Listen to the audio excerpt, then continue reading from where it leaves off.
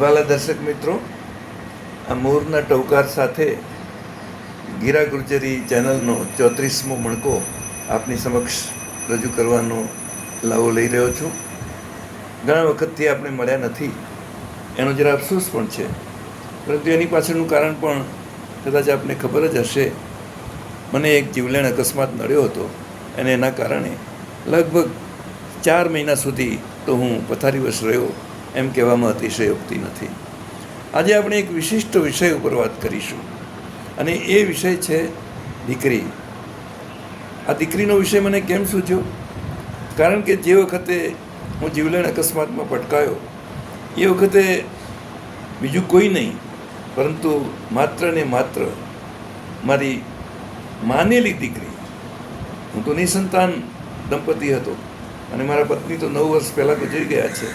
ત્યારે એ માનેલી દીકરીએ જે રીતે મને સાચવ્યો, એની અંદર રહેલા જે માતૃત્વનો મને અહેસાસ કરાવ્યો, એ પરથી આજે મને એમ થાય છે કે જ્યારે દીકરીઓ પ્રત્યે આપણે અત્યાચાર કરી રહ્યા છીએ, સમાજ આખો આટલો બધો આગળ આવ્યા છતાં 21મી સદીમાં પણ દીકરીઓને જાણે કે ભારરૂપ ગણે છે, ત્યારે એ સંજોગોમાં એના વિશે વાત કરવી એ મને જરા ઉચિત લાગે છે. રાધિકા યાદવ એક સેલિબ્રિટી કક્ષાએ પહોંચેલું નામ, રાષ્ટ્રીય અને આંતરરાષ્ટ્રીય કક્ષાએ જે ઝળકી શકી હોત અથવા ઝળકી રહી હતી, એવી એક યુવાન દીકરીને એનો સગ્ગો બાપ પીઠ પાછળ 5 ગોળીઓ ધરબી દે છે અને એને મોતને ઘાટ ઉતારી દે છે અને એનું રૂવાડું હાલતું નથી. કેવી નૃશંસ હત્યા, કેવી જઘન્ય હત્યા! એક પિતાનું કાળજું શું એ વખતે કંપી નહીં ઉઠ્યું હોય? મને એમ લાગે છે કે જરૂર એનું કાળજું કંપી ઉઠ્યું હશે, પરંતુ એના માટે પેલો આબરૂનો પ્રશ્ન એ મોટો પ્રશ્ન હતો અને દીકરીનું અસ્તિત્વ એ ગૌણ હતું. તો દીકરી તો બાપનો કાળજાનો કટકો કહેવાય અને બાપ એના માટે વાલકનો વડલો કહેવાય, અને છતાં આવી ઘટના બની. ઘટના શું? દુર્ઘટના બની. અને એવી એક દુર્ઘટના કે જે સમગ્ર ભારતીય સમાજ અને ભારતીય સંસ્કૃતિ માટે એક કલંકરૂપ ગણી શકાય. એ દીકરી પોતાની રીતે આગળ વધી રહી હતી, ઘણું કમાઈ રહી હતી અને એ કમાણી એનો પરિવાર પણ વાપરતો હતો. જે પરિવાર સાવ ગરીબ સ્થિતિમાં હતો એ હવે બહુ જ સુખી અને સંપન્ન પરિવાર તરીકે આખા વિસ્તારની અંદર જાણીતો થયો હતો. હવે એના પિતાએ કેમ એની હત્યા કરી? બીજા કોઈએ નહીં ને, પિતાએ જ કેમ હત્યા કરી? તો પિતા જ્યારે પોલીસની સમક્ષ રજૂ થાય છે ત્યારે એ કહે છે કે મને બહુ સંકોચ થતો હતો કે જ્યારે હું ક્યાંય પણ બહાર નીકળું ત્યારે લોકો એમ માનતા કે આ તો દીકરીનું કમાયેલું ખાય છે, દીકરીની આવક ઉપર નભે છે અને એના ઉપર તાગડધીના કરી રહ્યા છે.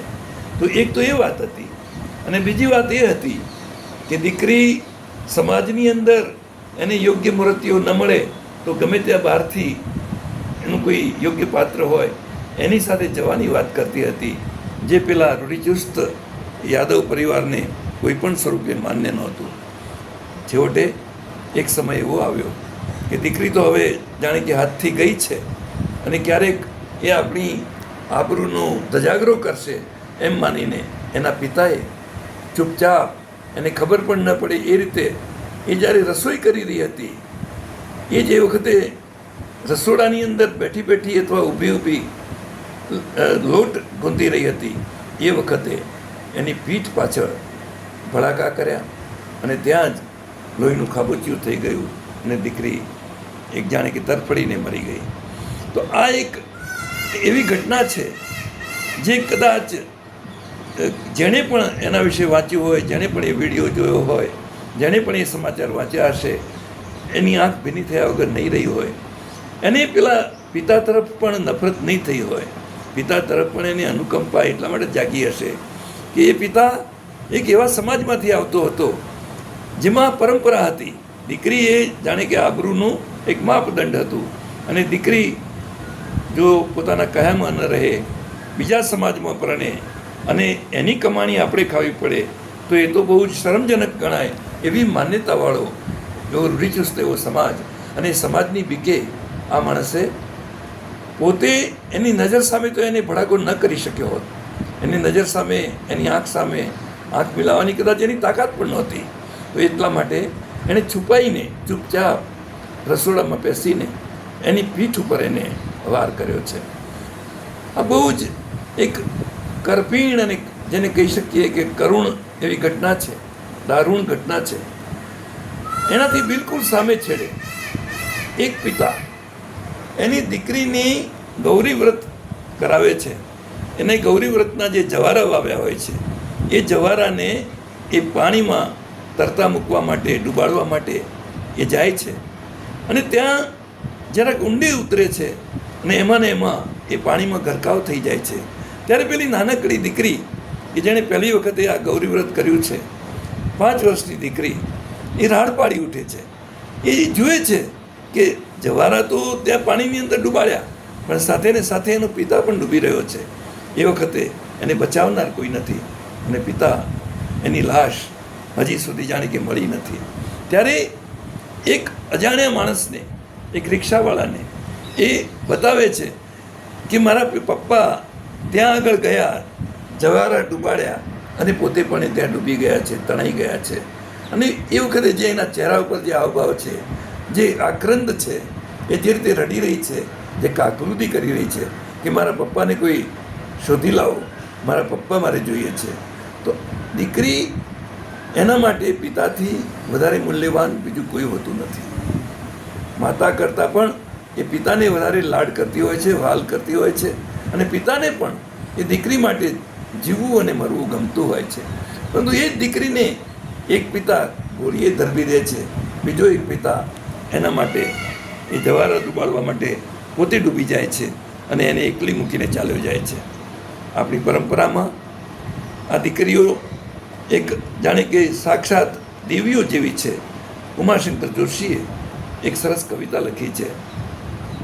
એક બાળકીને સ્મશાને લઈ જતા, એ બાળકીને એની જે દાદી છે એ તો કાશ કહે છે, અળસ કહે છે કે ભાઈ કાશ મટી, અળસ મટી, મરી ગઈ તો.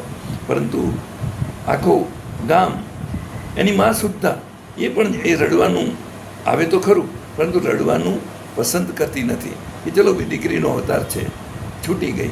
પરંતુ જ્યારે એને સ્મશાને લઈ જતા હોય છે ત્યારે એક મકાનના ધાબા ઉપર ઊભી એની બહેનપણી, એની સાથે ભણનારી, રમનારી એવી છોકરીને જોતી હોય છે કે આ હજી કયો નવો ખેલાને માંડ્યો છે અને આ તો ઊંચકીને બધા ક્યાં લઈ જઈ રહ્યા છે.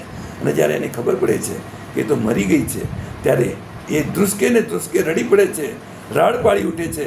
અને ત્યારે કવિ કહે છે કે મારે રડવું નહોતું અને છતાં એને રડતી જોઈને મને પણ ઘણીવાર રડવું આવી ગયું.